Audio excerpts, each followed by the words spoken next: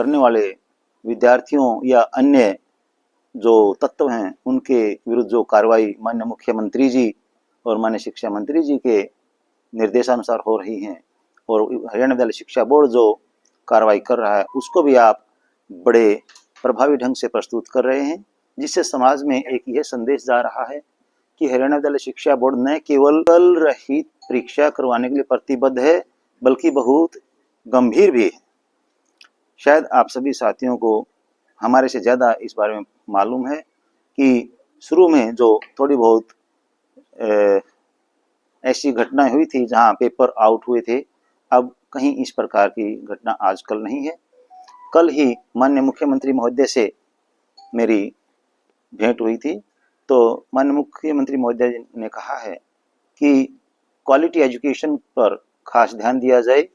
और हमारे हरियाणा विद्यालय शिक्षा बोर्ड की जो छवि है उसको सुधारने के लिए भरसक प्रयत्न किए जाएं तथा जहां कहीं भी कमी है, चाहे वो बोर्ड एडमिनिस्ट्रेशन लेवल पर कोई कमी है या फील्ड में जो कमी है, वो मुझे आप संज्ञान में मेरे लाएं और सारी कमियां दूर की जाएंगी, जिसके कारण मैं माननीय मुख्यमंत्री महोदय का तहे दिल से आभार व्यक्त करता हूं। और उन्होंने जिस प्रकार से हमारा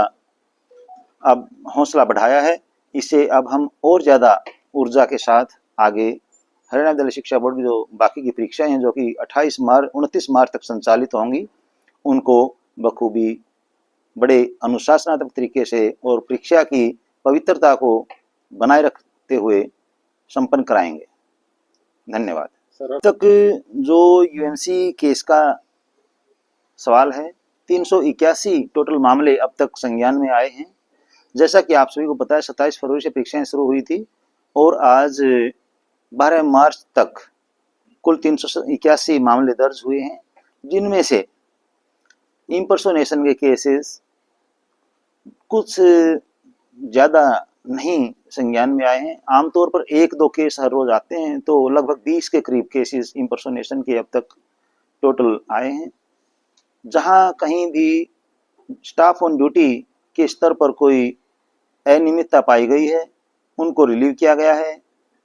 साथ में ही विभागीय कार्रवाई के लिए भी लिखा गया है और इसके साथ साथ 1-2 जगह पर एफआईआर भी लॉन्च करवाई गई है। प्रमाण सहित जो मतलब हमने देखा है, अगले परीक्षा सत्र जो आएगा हम वहां पर सेंटर नहीं बनाएंगे और इसके साथ साथ वहां के जो प्राचार्य हैं या मैनेजमेंट के अंडर यदि वो स्कूल्स हैं, वो परीक्षा केंद्र हैं, तो उन पर भी कार्रवाई की जाएगी।